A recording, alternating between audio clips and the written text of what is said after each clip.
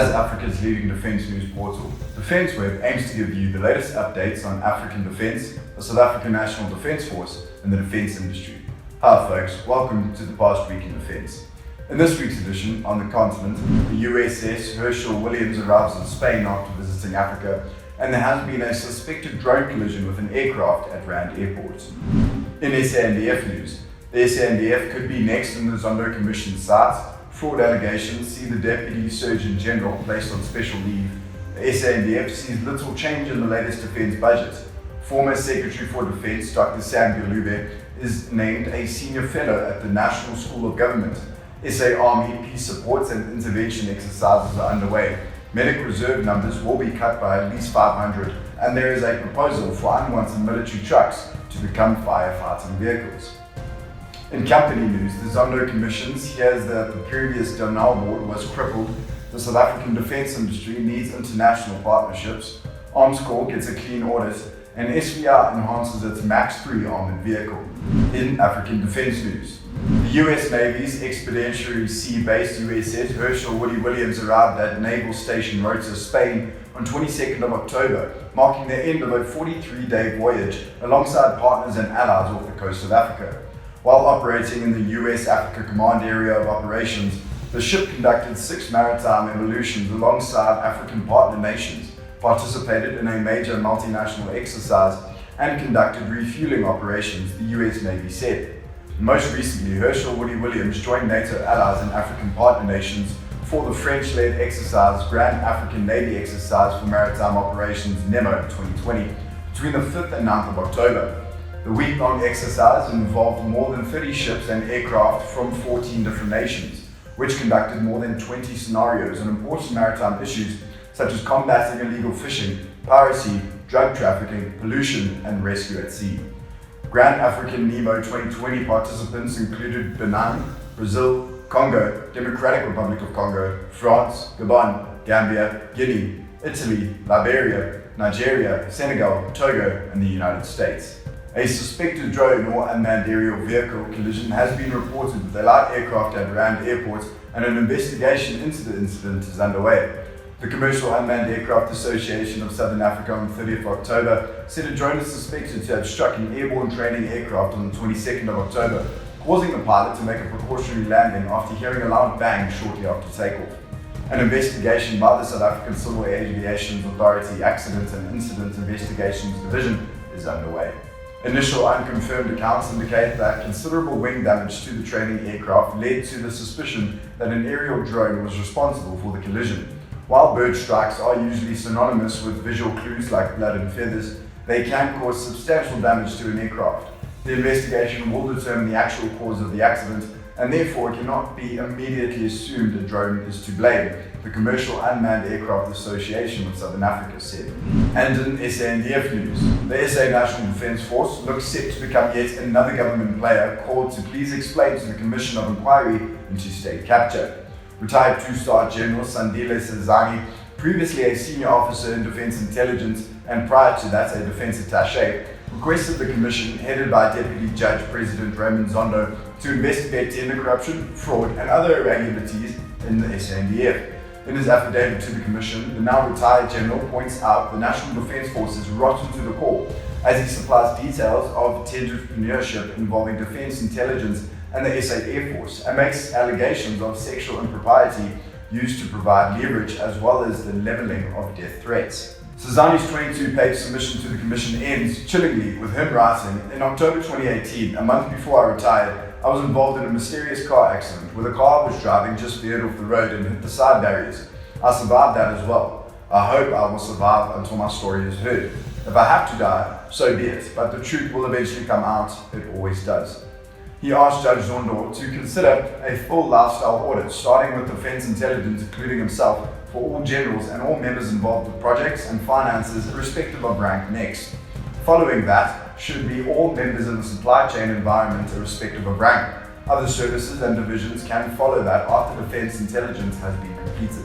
South Africa's #2 military medic is on special leave, seemingly as a result of his wife's involvement in fraud running into millions pertaining to the transport of military equipment and material.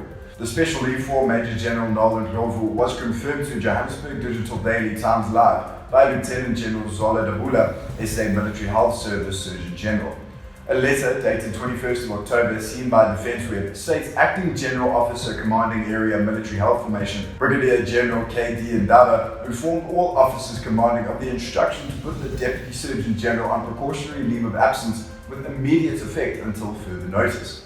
It comes after Ndlovu's wife, former South African Airways cabin attendant Nombasa Ndlovu, was released on 80,000 rand bail after appearing on charges of fraud involving around 100 million rand. The digital publication has it Ndlovu was allegedly gifted defence contracts worth 210 million rand.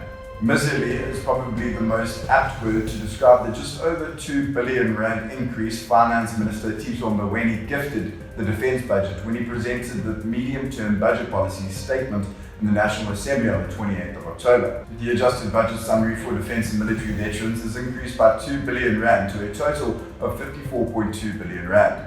The increase takes into account a decrease of 255 million rand as part of the adjustments appropriation.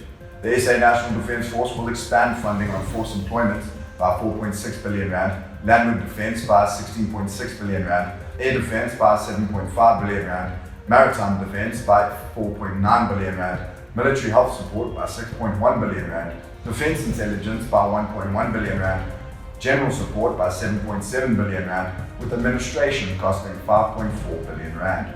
8 Department of Defence programs had their spend, specifically on employee compensation, reduced by the Finance Minister as part of its attempts to cut government spending. This will see the Department of Defence Administration program cut by 123.2 million rand, force employment by 163.8 million rand, landward defence by 848.4 million rand, air defence by 219.2 million rand, maritime defence by 143.7 million rand, military health support by 222.2 million rand, defence intelligence by 26.4 million rand, and general support by 179.8 million rand, with 138.9 coming from employee compensation and 40.9 million rand from transfers and subsidiaries to public corporations.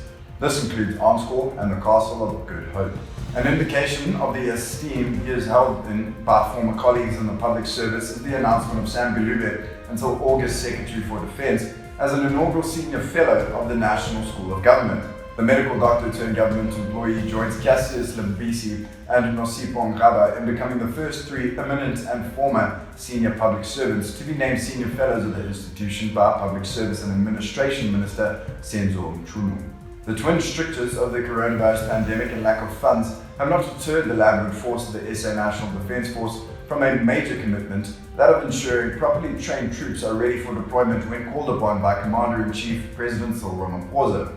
With this attitude, exercises Amabuto, Zulu for armies, and Ukutala, Zulu for to carry, are currently underway after starting late in September. That was when the headquarters 43 SA Brigade kicked off Amabuto, a brigade planning exercise ahead of the field training component Ukutala at the Army Combat Training Centre in the Northern Cape.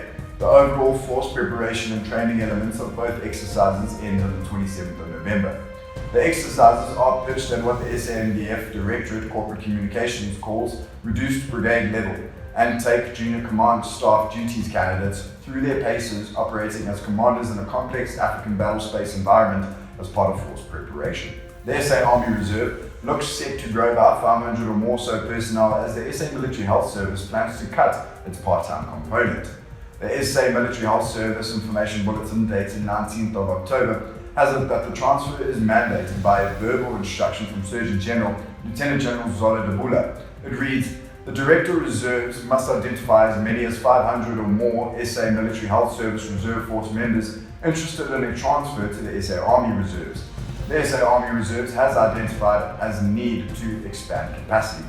The bulletin said military medic reserves not utilised in the last 5 years or more, as well as those interested in a permanent transfer to SA Army Reserves, should contact the relative authorities. Ranks, according to the bulletin, are from private to the junior leader group. In what could be seen as out-the-box thinking, encouraging longer use of government-owned vehicles, Democratic Alliance parliamentarian proposes using suitable and properly retrofitted decommissioned military vehicles to boost the national firefighting vehicle population. Annette Steyn, Democratic Alliance Shadow Agricultural, Land Reform and Rural Development Minister, plans to involve the Auditor General for guidance regarding Public Finance Management Act regulations. She does not give an indication of time frame, but if she acts before December, her point of contact will be outgoing Auditor General Kemi Makwetu. Steyn wants the official line from the Auditor General on what can be done with decommissioned SA National Defence Force vehicles up for disposal. Her plan is to make no longer needed military vehicles, probably the smaller SAML 22-tonner, available for sale to fire protection associations. Once retrofitted with firefighting equipment, they would, according to her, be put to work on the national interest. And in company news, the words of Public Enterprises Minister Praveen Gordhan came readily to mind following appearances at the Zondo Commission by current Denel Chair Montla Hlalam and former board member Nonyameko Mandindi. Gordhan is on record as saying the state-owned defence and technology group is a prime example of the ill effects of state capture in reference to the devastation wrought by the Guptas. This was reinforced when the Denel pair took to the stand at the Commission of Inquiry into State Capture, the official title of the Zondo Commission in Johannesburg, on 26th of October. Both Hlalam and Mandindi accused the previous Denel board of crippling the state-owned enterprise. They were testifying on corruption allegations at Denel after a new board was appointed by Lynette Brown in 2015, then Public Enterprises Minister. Hlalam told the Commission Denel suffered huge reputational damage because of poor decisions taken by the previous board, and that the current board decided to investigate Denel's supply chain process to improve both credibility and reputation. 18 months ago, former Denel Chief Executive Riaz Saluji appeared before the Commission saying he was dismissed because he refused to cooperate with the Guptas and their desire to capture Denel. The decline in local defence spending and budget constraints is impacting growth of the South African defence industry, and international partnerships are a way for it to survive. This is according to Dr. Navan Mudli, Vice President Business Development and Strategy at Saad Brentech Defence. Mudli was a keynote speaker at the recent Aerospace, Maritime and Defence Conference. At the end of the 1990s, government decided to modernise a substantial portion of its defence capability through the acquisition of major military systems from international original equipment manufacturers known as the Strategic Defence Packages. Participation of local South African companies in these was mandatory. This provided an advantage to local companies as foreign equipment manufacturers visited South Africa on an unprecedented scale and provided local companies with invaluable exposure and marketing potential to the world. One example of the partnership between local and international companies as a result of this interaction and the requirements of the strategic defence packages, Aviatronics was acquired by Saab, known today as Saab Brentech Defence, said Mudli. The international partnership allowed Saab Brentech Defence to benefit from being part of a multinational company with a global business footprint. Going forward, the local defence industry needs to establish and invest in this type of long-term relationship, allowing parties to share risk and accountability to leverage off international original equipment manufacturers' marketing efforts, providing regional diversification and access to global business, Mudli said. Other companies with successful international partnerships include Denel with Hensoldt to create Hensoldt South Africa, Rheinmetall to create Rheinmetall Denel Munition, and Tazazun to create what is now Al Tariq. Ahead of the tabling of its annual performance statement, Armscor, in an undated memo from the CEO's desk, updates staff on its annual audit outcome. The memo, circulated during the third week of October, notes the Auditor General completed the audit of Armscor annual financial statements and compliance to legislation for the 2019-20 financial year and issued a clean audit report. Chief Executive Solomzi Mbala thanked all Armscor personnel concerned for this excellent achievement. SBI Engineering has improved its MAX 3 low-cost armoured personnel carrier with a slew of upgrades.